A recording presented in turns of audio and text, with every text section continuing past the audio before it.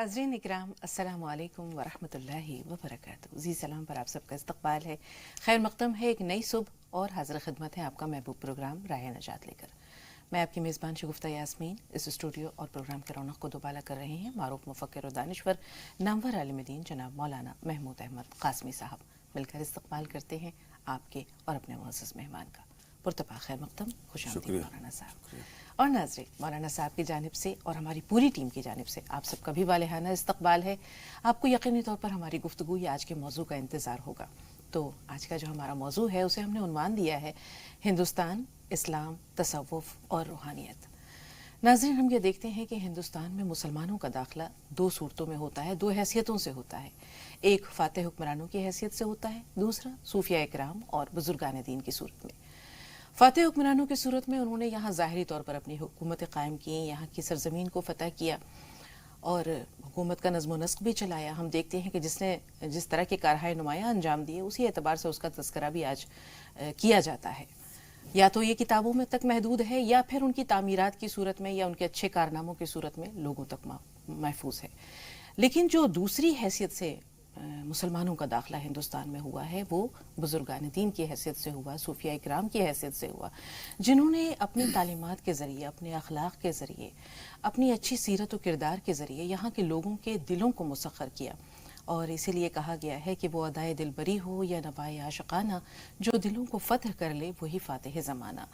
तो आज सलातीन के तज़किरे, हुक्मरानों के तज़किरे किताबों तक महदूद हैं या जैसे हमने कहा कि उनकी तामीरात की सूरत में बाकी हैं।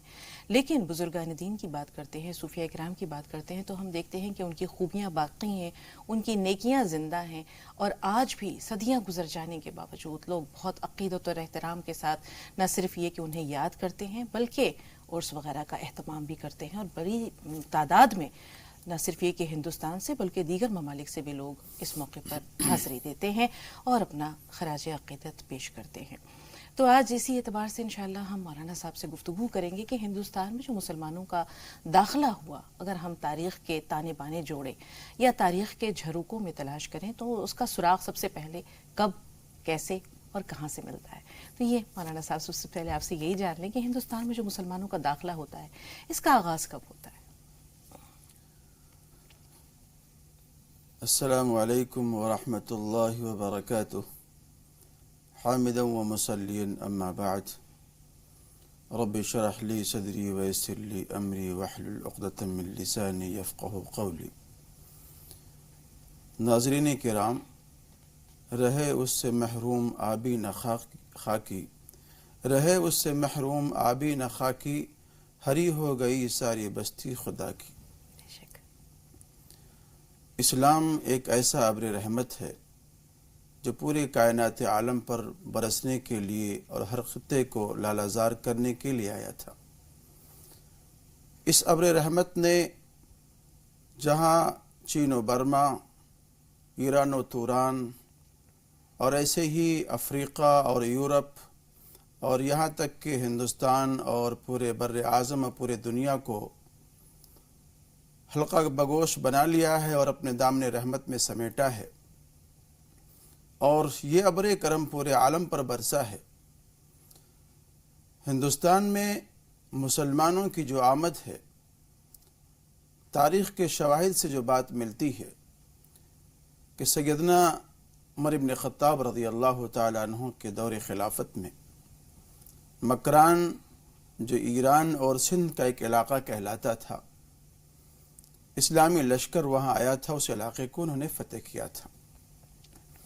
यहाँ तक कि मौरख़ीन ने इस बात को भी लिखा है कि सैयदना उमर इब्न ख़त्ताब रज़ियल्लाहु ताला अन्हु के ज़माने में इस्लामी लश्कर शहर मुंबई का एक मशहूर जगह जिसको थाना कहा जाता है, वहाँ तक ये फ़ौज आई हुई थी। हिंदुस्तान में मुसलमानों की आमद के ताल्लुक़ से एक बड़ी अहम बात ये भी कही गई है कि अहले अरब इस मुल्क अज़ीम हिंदुस्तान को अपने बाप दादा का मुल्क कहा करते हैं। और कुरान और हदीस के मुताले से जो बात मालूम होती है कि सैयदना आदम अलैहिस्सलाम को सबसे पहले जन्नत से जो उतारा गया था वो इसी सरजमीन हिंदुस्तान पर उतारा गया था।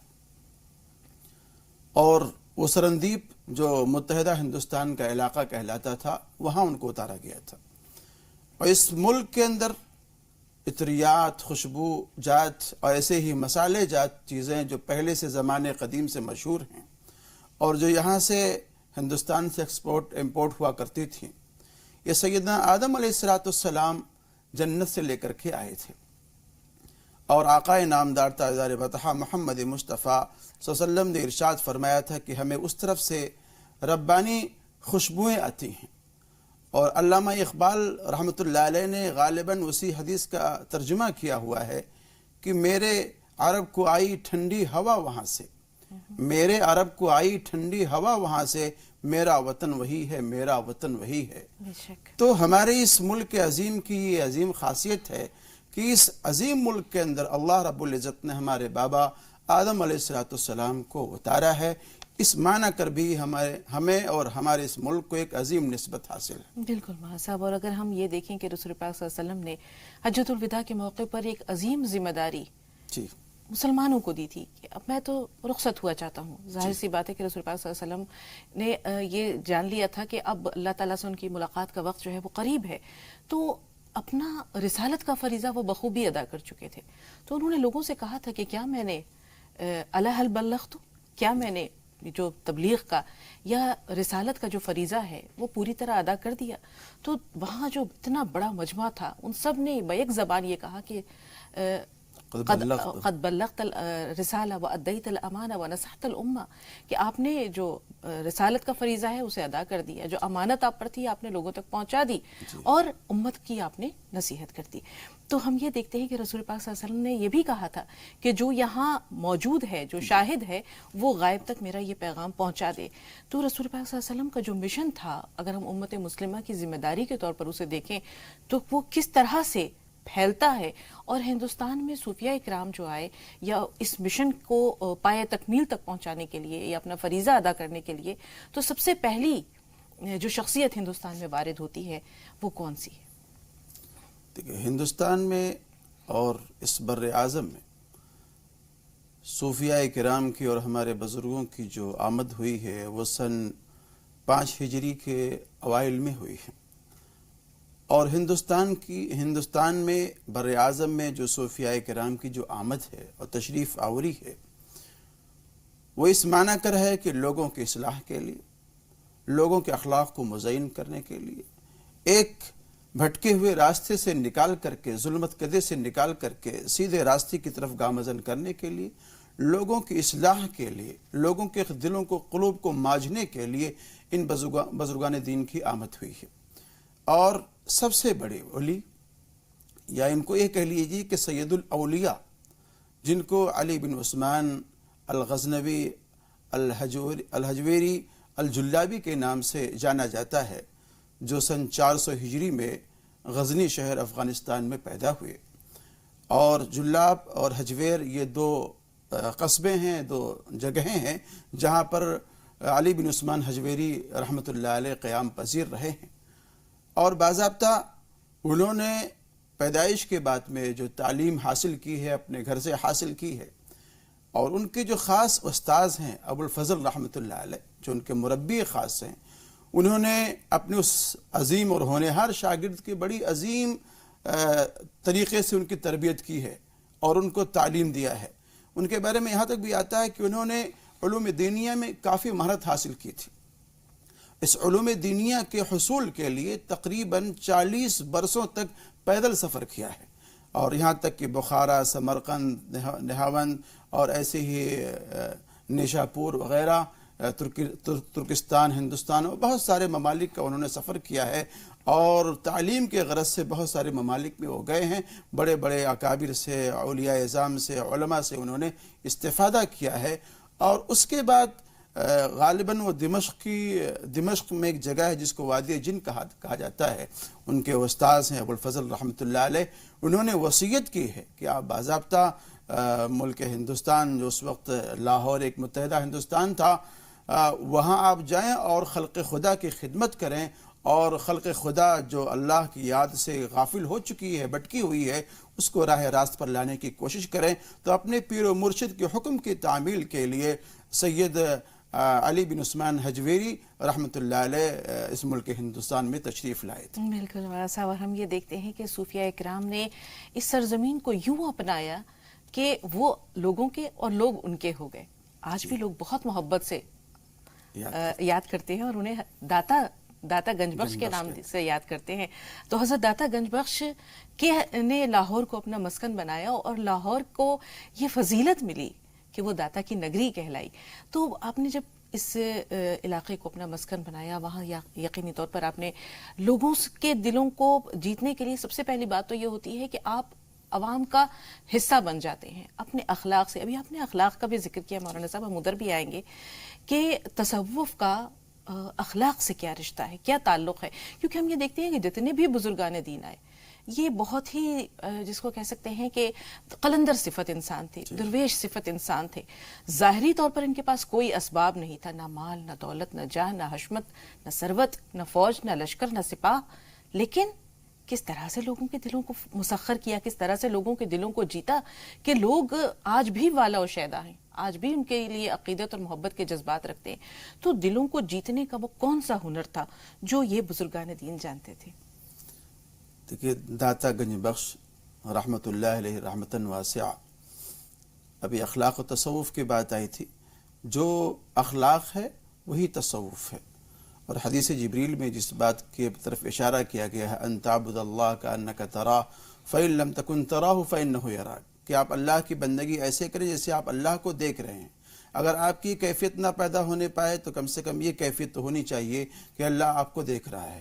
جس شخص کے اندر یہ کیفیت پیدا ہو جائے کہ آپ اللہ کو دیکھ رہے ہیں، اس کو عالم مشاہدہ کہا جاتا ہے، اور اللہ آپ کو دیکھ رہا ہے، اس کو عالم مراقبہ کہا جاتا ہے۔ عالم مراقبہ سے نکل کر کے جو عالم مشاہدہ کی طرف جو راستہ جاتا ہے اس کو تصوف اور سلوک کہا جاتا ہے، اس کو اخلاق کہا جاتا ہے۔ تو اخلاق یہ بہت ہی بڑا پیمانہ ہے اور بہت ہی بڑا ایک ایسا ہنر ہے جس انسان کے اندر آ جاتا ہے، وہ اپنے طرف لوگوں کو گرویدہ کر لیتا ہے۔ داتا گنج آپ کو یوں ہی نہیں کہا گیا، بلکہ ان کے بارے میں آتا ہے کہ ان کی زندگی میں ہی لوگ ان کو داتا گنج کہا کرتے تھے، اور اتنے سخی تھے کہ دنیا سے بالکل مستغنی اور بے نیاز، جو کچھ ہوتا تھا وہ عوام کے لیے خرچ کیا کرتے تھے اور عوام کو دے دیا کرتے تھے۔ اور یہاں تک انہوں نے اپنے بارے میں کہا ہے، جس میں ایک توحید کی بہت ہی اہم پوائنٹ ہے کہ دیکھیے، نہ میں داتا گنج ہوں، نہ میں رنج گنج ہوں، نہ میں خزانے دینے والا ہوں، نہ بیماری دینے والا ہوں۔ دینے والی ذات تو اللہ تعالیٰ کی ہے۔ جو کچھ میرے پاس میں آتا ہے میں اس کو اللہ کے طفیل سے اور اللہ کے فضل و کرم سے آپ لوگوں کو دیتا ہوں۔ تو دیا ہوا اللہ کا ہوتا ہے، لیکن خرچ کرنے والا میں ہوتا ہوں۔ اس کو داتا گنج رحمۃ اللہ علیہ نے اس انداز سے اس کو بیان کیا ہے۔ بالکل، مزاحمتوں کا بھی سامنا کرنا پڑا صوفیاء اکرام کو، آسان نہیں تھا ایک نئی جگہ جا کر اپنے پیغام کو لوگوں تک پہنچانا، کیونکہ یہ جو بستی ہے یہ بستے بستی ہے۔ پہلے سے جو عقائد، جو تصورات، جو نظریات یہاں رائج تھے، ان پر ایک نئے عقائد، ایک نئے عقیدے کی داغ بیل ڈالنا، ایک نئے عقیدے کی عمارت تعمیر کرنا بہت مشکل اور صبر آزما کام تھا۔ تو اگر مزاحمت کا سامنا آپ کو کرنا پڑا تو وہ کس صورت میں کرنا پڑا مولانا صاحب؟ مزاحمت کا سامنا اس معنی کر بھی کرنا پڑا آپ کو کہ آپ کے بارے میں آتا ہے کہ وہ ہمیشہ گنجے سر رہا کرتے تھے۔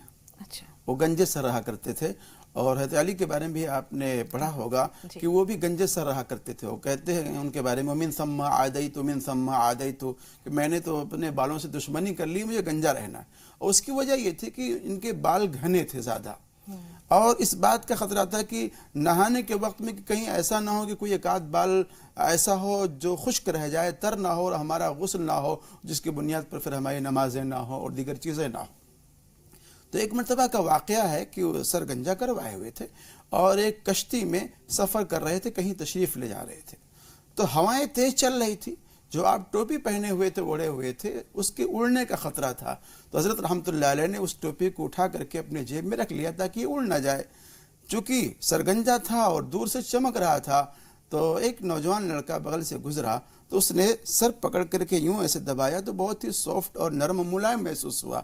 اس نے آگے جا کر کے اپنے اور دوستوں سے کہا، تو ایک بعد دیگر کئی ایک دوست آئے اور سر پکڑ کے جانے لگے، یہاں تک کہ ایک شریر بچہ تھا، اس نے آ کر کے گستاخی کی اور حضرت رحمۃ اللہ علیہ کے سر پر یوں اس طرح سے مارا ہے، چپت مارا ہے۔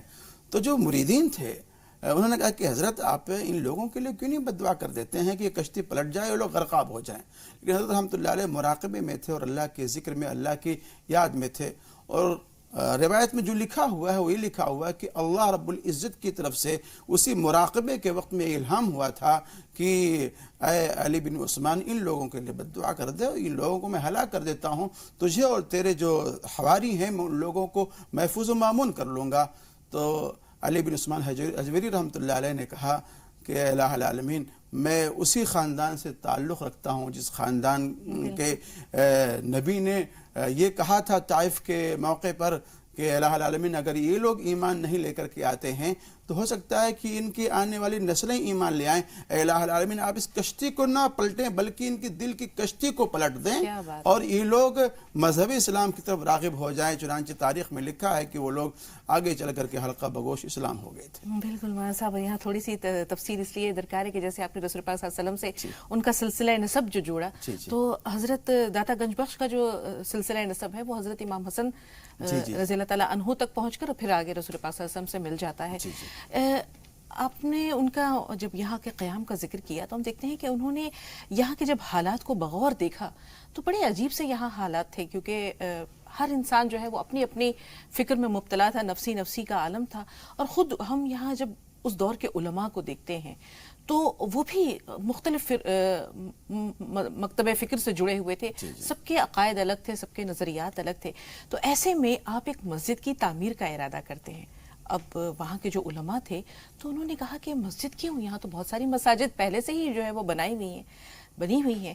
تو حضرت داتا گنج بخش کہتے ہیں کہ یہ جو مساجد ہیں یہ یا تو اہل ثروت کی بنوائی ہوئی ہے یا یہاں کے علماء کے مشورے سے بنوائی ہوئی ہے۔ یہ جو مسجد جس کی داغ بیل میں ڈال رہا ہوں یہ اللہ کا ایک مزدور بندہ بنا رہا ہے۔ اور پھر ہم یہ دیکھتے ہیں کہ انہوں نے خود ہی بذات خود گارا بھی لاتے تھے، اینٹ بھی لاتے تھے اور اس کی تعمیر میں خود بھی حصہ لیتے تھے۔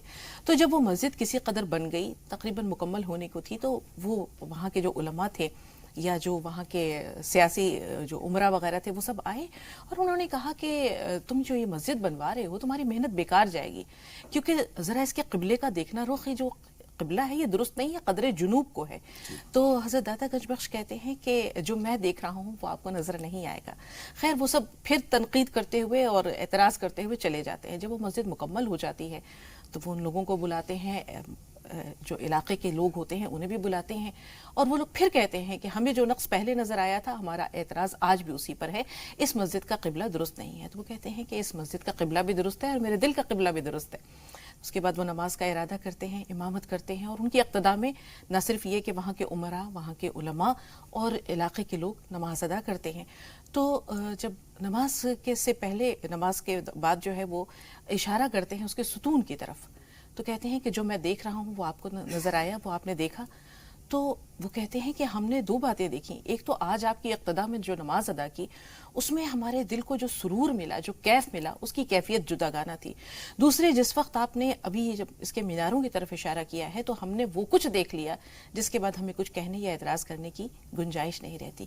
تو لوگوں نے بھی دیکھا، مطلب وہاں کے عمراء نے بھی دیکھا کہ وہاں پر اللہ تعالیٰ کا جو گھر ہے، بیت اللہ حرام ہے، خانہ کعبہ ہے، وہ وہاں پر جلوہ گر تھا۔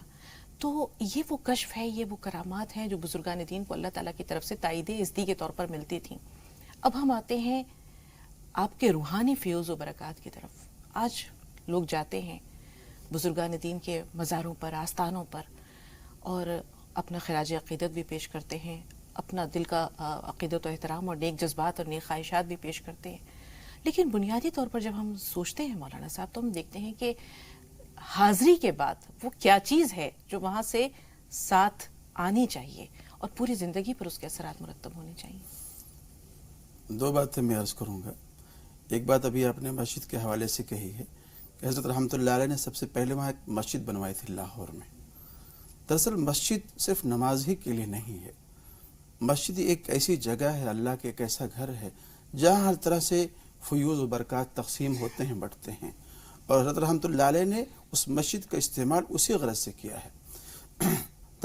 تصنیف و تالیف کا بھی کام کیا ہے، اصلاح و رشد و ہدایت کا بھی کام کیا ہے، نماز کا بھی کام کیا ہے، بندگان خدا کو جوڑنے کا بھی کام کیا ہے، غرضے کی جو بھی کچھ مسجد کی خاصیتیں اور حیثیتیں ہو سکتی ہیں ان تمام حیثیتوں سے حضرت رحمۃ اللہ علیہ نے اس کا استعمال کر کے خلق خدا کی اصلاح کے لیے اور ان کے راہ حق کی طرف گامزن کرنے کے لیے انہوں نے اس کو استعمال کیا ہے۔ دوسری بات کہ اکابر اور صوفیاء کرام کے جو مزار ہیں، جو آستانے ہیں اور ان کے جو فیض و برکات ہے وہاں جو حاضر ہوا جائے اور وہاں سے آنے کے بعد میں جو پیغام لایا جائے۔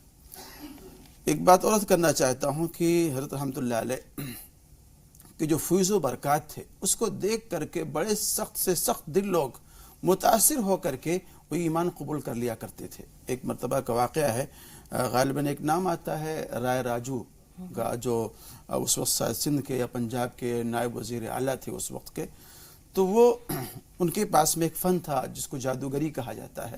اس جادوگری کی بنیاد پر اس علاقے کی جو بھی مویشی تھے ان کے تھنوں کو، دودھوں کو باندھ دیا تھا انہوں نے، یہاں تک کہ جو بھی دودھ نکالا جاتا تھا وہ ان کی خدمت میں لوگ پیش کیا کرتے تھے۔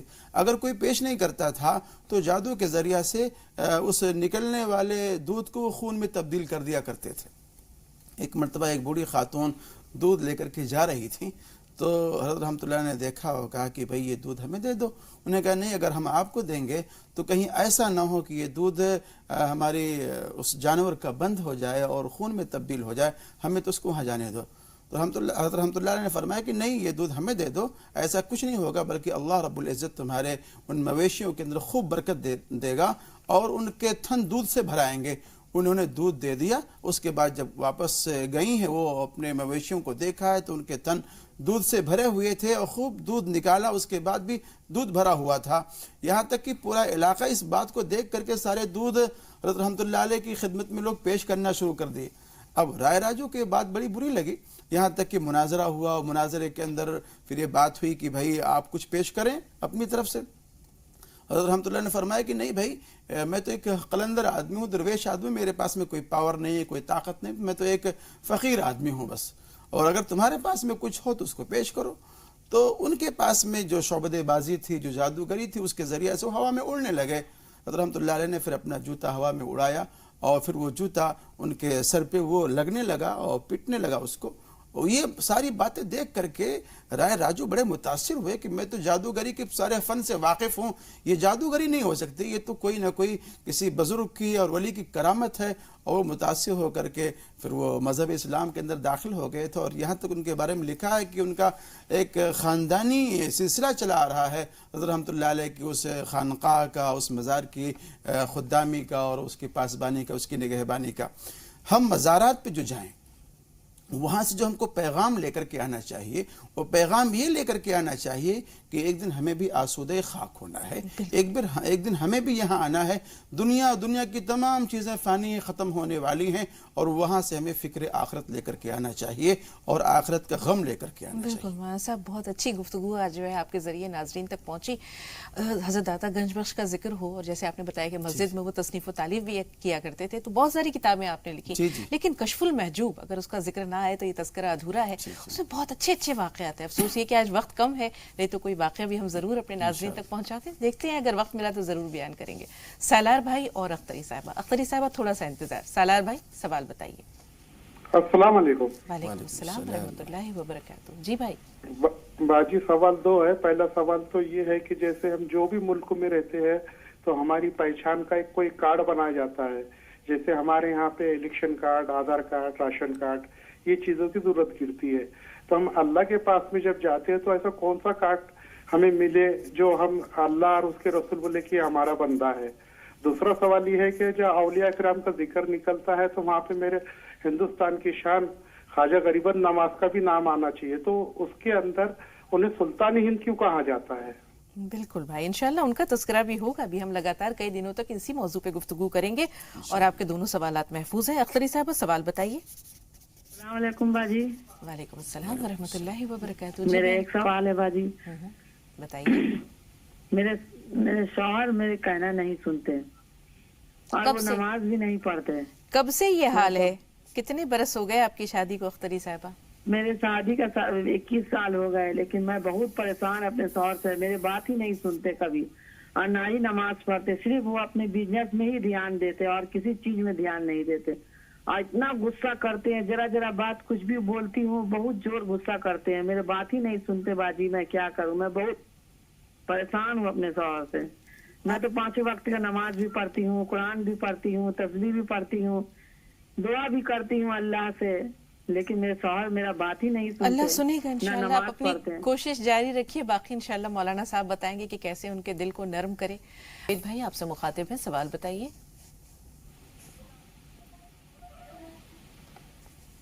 نوید ہمیں سن پا رہے ہیں آپ؟ جی جی جی بھائی. السلام علیکم. وعلیکم السلام ورحمۃ اللہ وبرکاتہ. ہلو. جی جی. یہ ایک مجھے سوال پوچھنا تھا سونے کے بارے میں کہ میاں اور بیوی کے جو نام سونا الگ الگ ہے تو دونوں کو ایک جگہ کاؤنٹ ہو کر ہم زکوٰۃ نکالیں گے یا الگ الگ؟ ایک بات بتائیے، دونوں کے پاس جو سونا ہے کیا وہ نصاب کے برابر پہنچ رہا ہے؟ جی جی پہنچ رہا ہے، الگ الگ پہنچ رہا ہے.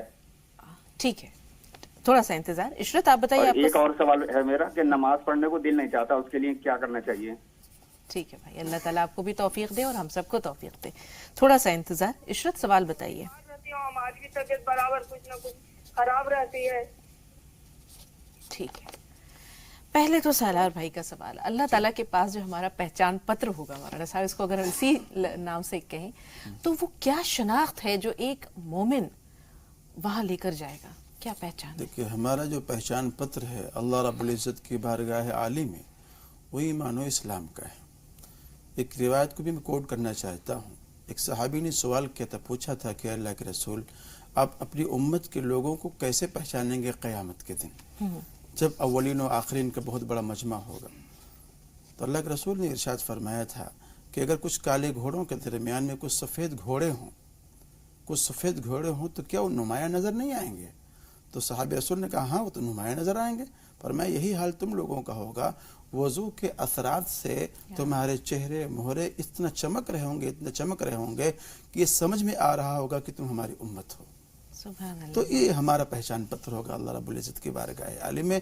اس پہچان پتر کو ہمیں مضبوط کرنا ہے اور تا حیات باقی رکھنا ہے. بالکل. یہاں سے ایک دوسرا سوال بھی ہم لے لیتے ہیں.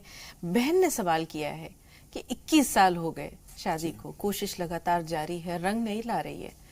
شوہر کے ساتھ سب سے پہلی جو شکایت ہے وہ یہ ہے کہ وہ نماز نہیں پڑھتے. اب ظاہر سی بات ہے کہ ایک شخص اگر 21 سال سے نماز ہی نہیں پڑھ رہا ہے تو پھر وہ خود کو کیسے مسلمان کہہ سکتا ہے؟ دوسری بات یہ کہ جب ہم دنیا کو اپنا مطلوب اور مقصود بنا دیتے ہیں تو پھر انسان میں اور مشین میں کوئی فرق نہیں رہتا ہے. بہت تکلیف سے یہ کہنا پڑتا ہے کہ پھر وہ انسان صرف دنیا کا ہو کر رہ جاتا ہے، نہ وہ رشتے نبھاتا ہے، نہ اللہ کے ساتھ اس کے روابط رہتے ہیں، اور نہ ہی اسلام کے ارکان اور جو باقی چیزیں ہیں ان فرائض ان کی ادائیگی ہوتی ہے.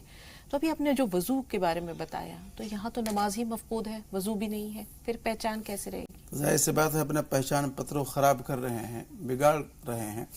آج جناب سے میری درخواست ہے اور تمام ناظرین کرام سے درخواست ہے کہ اپنے اس پہچان پتر کو محفوظ رکھیں اور مضبوط بنائیں، اور اس کے ساتھ ساتھ اس پہچان پتر کو جو مضبوط اور محفوظ رکھنے والے جو اعمال ہیں، نماز ہے، روزہ ہے، حج ہے، زکوٰۃ ہے، صدقہ خیرات ہے، اس سے اپنے آپ کو مزین کریں. انسان جتنا اپنے آپ کو اعمال کے قریب کرتا ہے اتنا ہی زیادہ اس کا ایمان اور اس کا عمل مضبوط ہوتا ہے. تو ضرورت اس بات کی ہے کہ ہم لوگ نماز کو قائم کریں، جو اسلام کے اعمال اور افعال ہیں اس سے اپنے آپ کو قریب کریں. اس سے فائدہ یہ ہوگا کہ انشاءاللہ ہمارا ایمان اور یقین اتنا ہی قوی تر اور مضبوط ہوتا جائے گا. اور ایک تسبیح ہے یا برو کی 200 مرتبہ محترمہ پڑھیں اور پڑھ کر کے اس کو پانی میں دم کریں اور اپنے شوہر کو پلائیں اور کہتے رہا کریں. دل مرکز نور الہی ہے، انشاءاللہ آج نہیں تو کل اس میں بات آئے گی اور سرایت کرے گی، نماز کے انشاءاللہ وہ قریب ہوں. جی انشاءاللہ. شاہانہ آپ بتائیے آپ کا سوال کیا ہے؟ ہلو جی فرمائیے. شاہانہ ٹی وی کی آواز بند کر دیجئے، سوال بتائیے.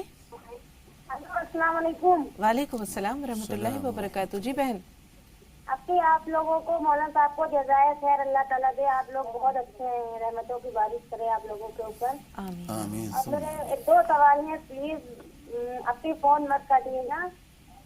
جی سوال بتائیے. میری اپی ہے، ان کی شادی مئی میں ہوئی ہے اور وہ الگ رہتی ہے سسرال سے. تو انہوں نے گھر میں ایک خواب میں دیکھا ہے کہ ہم اپنی آنکھوں سے گملے گرا رہے ہیں اور ان کی طبیعت بہت خراب ہو جاتی ہے. جیسے لگتا ہے کہ وہ اپنے ہاتھوں سے گلا اپنا گھوٹنے لگتی ہیں, مطلب ہوش میں آ جاتی ہیں اور آنکھوں سے گملے گراتی ہیں. اور میری امی کا سوال ہے, میری امی کی طبیعت خراب رہتی ہے اور وہ میرے ابو بھی نہیں ہے. میری امی سے آپ بات کر لیجیے پلیز. جی بات کرائیے. ہلو. جی بہن فرمائیے. السلام علیکم. وعلیکم السلام ورحمۃ اللہ وبرکاتہ. میرے 2 بیٹے ہیں, ان کی شادی نہیں ہوئی ہے اور میری 6 بچے ہیں, 6 لڑکے ہیں میرے, اور وہ کوئی سمجھتے نہیں ہیں. اور میری 2 لڑکیاں میرے پاس ہیں اور ان کے لیے, اور ہمارے شوہر نہیں ہے, اور ان کے لیے دعا کریں آپ اللہ تعالیٰ سے. اور نماز بھی پڑھتے ہیں, قرآن بھی پڑھے ہیں, ہم پڑھاتے ہیں. ہمارے اوپر فاجر بھی گر چکی ہے مگر میں ہوش میں ہوں اور نماز بھی پڑھتی ہوں, مگر پیشاب میرے ہو جاتا ہے تو نماز نہیں پڑھ پاتی ہوں. ٹھیک ہے بہن, تھوڑا سا انتظار, آپ کی تمام باتیں ہم نے نوٹ کر لی ہیں. مسکان کا سوال لے لیں. جی بہن مسکان سوال بتائیے. مسکان فون لائن پر موجود ہیں آپ؟ نہیں ہے. نوید بھائی کے سوال لے لیتے ہیں. اول تو یہ کہ شوہر اور بیوی دونوں کے پاس اگر سونا بقدر نصاب ہے تو دونوں کو زکوٰۃ الگ الگ دینی ہے. دوسرے, نماز کی توفیق اللہ تعالیٰ دے دے. یہ گزشتہ سے پیوستہ سوال سے بھی بن جائے گا. جی مسکان, بہت دیر کی, مہربان آتے آتے. جی بتائیے کیا سوال ہے. مولانا صاحب مسکان کا سوال لے لیں. نہیں رہا رابطہ. چلیں کوئی بات نہیں. نوید بھائی کا سوال. جی, یہ نوید بھائی کا جو سوال ہے سونے کے تعلق سے, جی اب یہ دیکھنا ہے کہ جو شوہر کے پاس میں مال ہے, سونا ہے, یا بیوی کے پاس میں جو مال ہے وہ الگ الگ ملکیت ہے دونوں کی, یا دونوں کی ایک ہی ملکیت ہے. یہ سب سے اہم ایک مسئلہ ہوگا.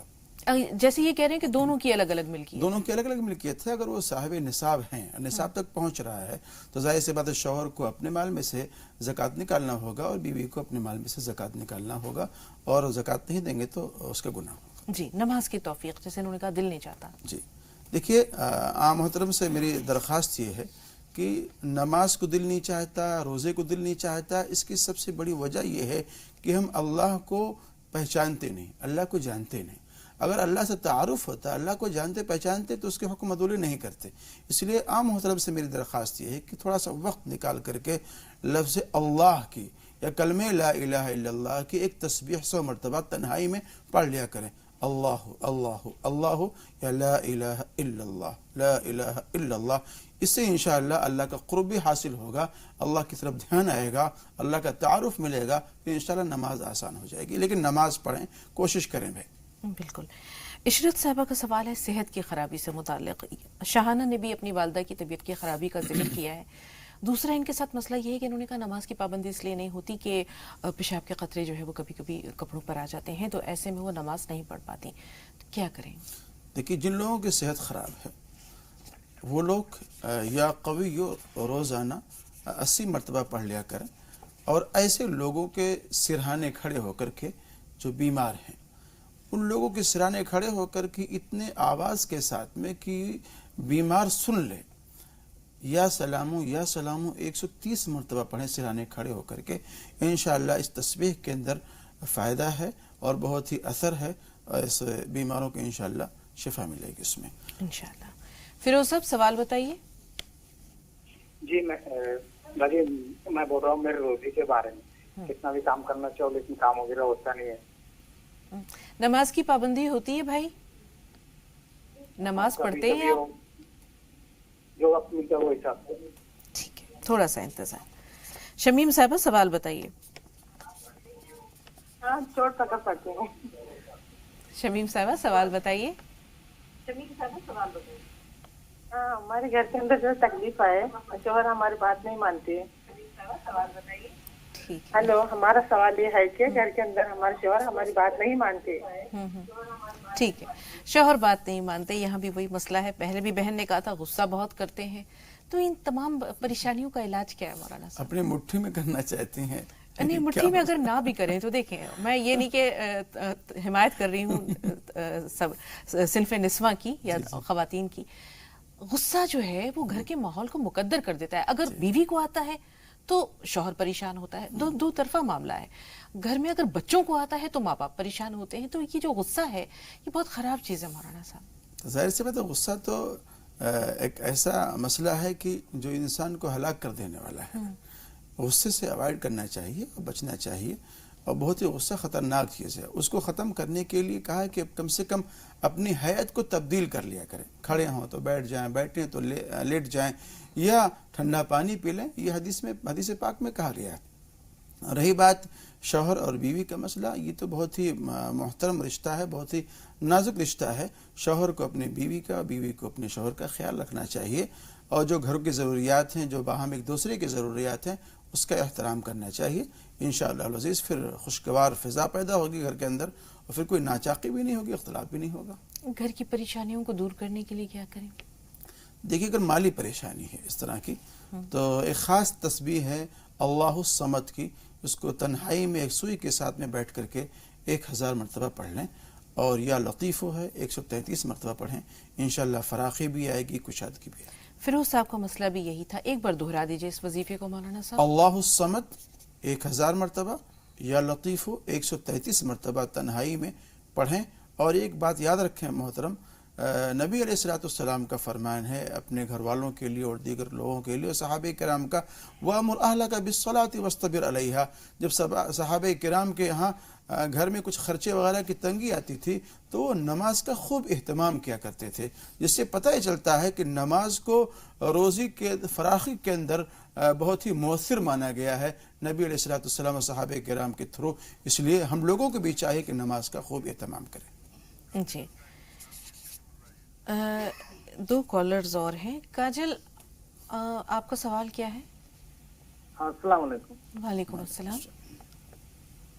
میں بول رہے ہیں کہ اگر مان لیجئے اپنا وائف سے ایسے غصہ غصی میں یا مذاق سے اگر بول دیا جائے کہ طلاق، تو کیا طلاق ہو جائے گا؟ کتنی بار بول دیا؟ میں 3 بار بول دیا جائے گا. ہم لوگ تو جانتے ہیں 3 بار بولنے سے تو طلاق ہو جاتا ہے. اگر مان لیجئے کہ ہم غصہ سے بول دیے، بار کوئی مذاق سے بھی بول دیے، تو طلاق ہو جائے گا؟ بہت ہی گمبھیر سمسیا ہے، تھوڑا سا انتظار. ایک کالر اور ہیں، جی بتائیے. علی بھائی، آپ کا سوال کیا ہے؟ ہاں جی، ہمارا سوال یہ ہے تیسرے اور چوتھے کلمے کی فضیلت کیا ہے، اور اس کو 312 313 پر کیوں روکتے، آگے کیوں نہیں زیادہ پڑھنے دیتے؟ ٹھیک ہے، بہت اچھا سوال ہے. آپ کے سوال کو تھوڑا تفصیل سے وقت دیں گے. یہ بتائیے مولانا صاحب، کسی نے غصے میں کہہ دیا، کسی نے مذاق میں کہہ دیا، معاملے کی سنگینی کو نہیں جانا، اب کریں کیا؟ دیکھیے، یہ ساری باتیں دین سے اور مسائل سے ناواقفیت کی دلیل ہیں، لوگوں کو معلوم نہیں ہے. اور میں یہاں اس بات کو بھی کوٹ کروں گا کہ جب نکاح ہوتا ہے، جب نکاح ہو رہا ہوتا ہے، تو اس نکاح کے موقع پر جو ائمہ ہوتے ہیں، جو قاضی حضرات ہوتے ہیں، وہاں جو خطبہ پڑھا جاتا ہے، اس خطبے کے اندر تھوڑا سا ان سب باتوں کو اردو کے اندر شامل کر لیں، جو نکاح کے اہمیت اور فضائل ہیں، ان لوگوں کو بتلا دیا کریں، تاکہ کم سے کم اس جوڑے کو بھی معلوم ہو جائے کہ جس شادی کے بندھن میں ہم بندھ رہے ہیں اس کی کیا اہمیت اور اوقات ہے. محترم سے میری درخواست یہ ہے کہ اس معاملے کو تحریری شکل میں لا کر کے اپنے قرب و جوار میں جو عالم ہوں، مفتی ہوں، آپ ان کے پاس میں جائیں اور ان سے رابطہ کریں، ان سے مشورہ لیں، وہ انشاءاللہ صحیح گائیڈ کریں گے. بالکل. تیسرے اور چوتھے کلمے کی فضیلت کیا ہے، اور کیوں بہت سے وظائف 313 مرتبہ یا طاق عدد میں جو ہے پڑھے جاتے ہیں، وہ اس کی وجہ کیا ہے؟ دیکھیے، طاق عدد میں جو پڑھنے کی وجہ جو بیان کی گئی ہے، یا اس کے علاوہ بہت ساری چیزیں ہیں. وطر ہے، وہ طاق ہے. تو طاق کہتے ہیں بے جوڑ عدد کو، طاق کہتے ہیں بے جوڑ عدد کو. اور اللہ بھی طاق ہے، اللہ کا بھی کوئی جوڑ نہیں ہے، اور اللہ تعالیٰ کو یہ ساری چیزیں زیادہ پسند ہیں. اس لیے اس طرف راغب کیا گیا ہے صلحاء کی طرف سے، بزرگان دین کی طرف سے، اولیاء اعظام کی طرف سے. تیسرے کلمے کی فضیلت مولانا صاحب؟ دیکھیں، تیسرے کلمے کی فضیلت یہ ہے کہ جب آپ اس کو خاص طور سے عصر کی نماز کے بعد یا فجر کی نماز کے بعد اس کو پڑھنے کے لیے کہا گیا ہے، تو اس میں عربی گھوڑے آزاد کرنے کا بھی ثواب ملتا ہے. اور ایسے ہی لا حول ولا قوت الا باللہ ہے اس کے اندر. تو بہت ساری بیماریوں کی اس میں شفا بھی ہے، اور اس کو ہر مرد مومن کو حرز جا بنانا چاہیے اور اپنا وقت نکال کر کے اس کو صبح شام پڑھتے رہنا ایسے ہی چاہیے. چوتھے کی بھی فضیلت ہے کلمہ توحید کی. نسرین صاحب، آپ بتائیں آپ کا سوال کیا ہے؟ السلام علیکم باجی. وعلیکم السلام. جی بہن. میرا سوال یہ ہے کہ میرے شوہر نے ایک جگہ لے لیے تھے، بہت زیادہ لڑائی جھگڑا بازی والا ہے، تو اس کو کیسے مطلب دعا ایسا بتا دو کہ عدالت تک بات پہنچ گئی ہے کہ مطلب وہ سامنے والا سے بول رہا ہوں میں نہیں دوں گا، اب ہم کو معلوم نہیں تھا، ہم نے پیسے بھر کے ہم وہ جگہ لے لیے کہ وہ جھگڑے کی جگہ، بعد میں ہم کو معلوم پڑا اب وہ جد پہ اڑا ہمارا گھر بھی گرا دیا. اب اس کے لیے ہمیں ایسا دعا بتا دو کہ مطلب وہ دونوں بیچ میں جھگڑے بھی نہ ہو اور سمت سے وہ بات بھی مطلب فیصلہ بھی ہو جائے. اور دوسرا سوال یہ بھی ہے کہ میں 5 ٹائم نماز بھی پڑھتی ہوں، قرآن شریف بھی پڑھتی ہوں، اللہ کا شکر ہے مطلب پورا جیسے پڑھنا چاہیے پڑھتی ہوں، مگر میرے ساس سسر جو ہے نا تمہارے پاس پیسے زیادہ ہے، تمہارے طرف اللہ آ گئے اور بچے کی طرف نہیں ہے، ایسا بولنا کتنا گناہ ہے اس کے بارے میں بھی بتا دیں آج. ٹھیک، تھوڑا سا انتظار. سارا سوال بتائیے. السلام علیکم باجی. وعلیکم السلام. السلام علیکم مولانا صاحب کو. وعلیکم السلام. باجی مجھے نا یہ جاننا تھا کہ اگر ہم کوئی منت مانگ کے بہت ٹائم پہلے منت مانگی ہو اور اب ہم بھول گئے ہیں کہ مطلب منت پوری ہو چکی ہے لیکن ہم نے کیا بولا تھا اس کے لیے بھول گئے ہیں، تو اس کے لیے کیا اب ہم کریں کیونکہ ہم بھول چکے ہیں کہ ہم نے کیا بولا تھا اس ٹائم پہ. ٹھیک ہے سارا، غور سے سنیے گا، آپ کا سوال لے رہے ہیں. جی مولانا صاحب. دیکھیے منت اگر مانی جائے تو سب سے پہلے وہ اللہ کے لیے مانی جائے، سب سے بنیادی بات یہ ہے. اور اگر آپ بھول بھی گئے ہیں تو اس کے کفارے کے طور پر آپ سے جو میسر ہو، مثال کے طور پر آپ نے اگر یہ کہا تھا کہ میرا فلاں کام ہو جائے گا تو میں اللہ کے راستے میں اتنا خرچ کروں گا، اگر کچھ اس انداز کا ہے تو اس کے ہم وزن یا کچھ اس انداز سے اس کے برابر آس پاس کے قریب کچھ اللہ کے راستے میں صدقہ خیرات کر دیں. اگر آپ نے کہا کہ بھئی اگر ہمارا فلاں کام ہو گیا تو میں 4 رکعت نفل نماز پڑھوں گا، تو 4 رکعت یا 2 رکعت میں کنفیوژن اگر آپ کو ہے تو آپ 6 پڑھ لیں، 8 پڑھ لیں، لیکن اس کا پورا کرنا ضروری ہے. اگر آپ کی منت پوری ہو گئی تو نہیں، اگر اس کو پورا کریں گے تو قابل مواخذہ عمل ہے. جی شاہانہ نے اپنی بہن کی خرابی صحت کا بھی ذکر کیا، ایک خواب کا بھی ذکر کیا اور کہا کہ ان پہ ایک کیفیت ایسی ہوتی ہے جیسے وہ اپنا گلا خود گھونٹنے لگتی ہیں. کیا اثرات ہیں یہ؟ ممکن ہے جس انداز کے خواب وہ بتلا رہی ہیں. تو میرا مشورہ یہ ہے کہ اپنے آس پاس میں کسی ایسے عالم کو دیکھ لیں جو اس طرح کے عملیات کو جانتے ہیں، اور جہاں تک آن لائن اس طرح کی جو میری بات سن رہے ہیں اس پر عمل کرنے کی تو کم سے کم 4 قل، سورہ فاتحہ اور آیت الکرسی اس کو پڑھ کر کے پانی میں دم کر لیں اور اس کو پئیں، انشاءاللہ العزیز افاقہ ہوگا. بیٹیوں کے رشتے کے لیے بھی ان کو کوئی مسئلہ دعا یا وظیفہ درکار ہے؟ یا لطیفو 133 مرتبہ آپ پڑھیں، 300 مرتبہ پڑھیں یا لطیفو کو. اور ایک آیت ہے هو الذی خلق من الماء بشرا فجعله نسبا وصہرا وکان ربک قدیرا. اس کو 313 مرتبہ 20 دن تک پڑھنا ہے. اس کو انشاءاللہ یکسوئی کے ساتھ میں پڑھیں گے تو اس کے اثرات نمودار ہوں گے. جی شبانہ صاحبہ سوال بتائیے. السلام علیکم سر. وعلیکم السلام. میرا سوال یہ ہے کہ میری ممی نے خواب دیکھا تھا کہ ان کو خواب میں پانی بہت دکھتا ہے کہ بارش ہو رہی ہے یا پھر زمین میں بہت گندا پانی پڑا ہے، تو خواب ان کو بہت بار دکھا ہے. تو اس خواب سے جب سے وہ آ رہا ہے تب سے ان کا کام بھی نہیں چل رہا ہے، پاپا کا وہ بھی چھپ پڑا ہوا ہے. اور ابھی ہلو جی جی. اور میرے پاپا نے خواب دیکھا تھا 2 دن پہلے کہ ان کے منہ میں مری ہوئی مدمکھیاں ہیں اور وہ اس کو نکال رہے ہیں. تو ان خواب کا دونوں کا مطلب ٹھیک ہے شبانہ. مولانا صاحب یہ دونوں خواب یاد رکھیے گا. شاہ نواز بھائی آپ بتائیے آپ کا سوال کیا ہے؟ شاہ نواز بھائی ہمیں سن پا رہے ہیں؟ ایسا لگتا ہے رابطہ نہیں رہا. یہ دونوں خواب کیا کہتے ہیں مولانا صاحب؟ دیکھیے خواب میں پانی کا دیکھنا، مائع کثیر کا دیکھنا، جیسے سمندر ہے، دریا وغیرہ ہے، یہ تو بہتر ہے. لیکن گندا پانی یا کم پانی دیکھنا یہ بہتر نہیں ہے.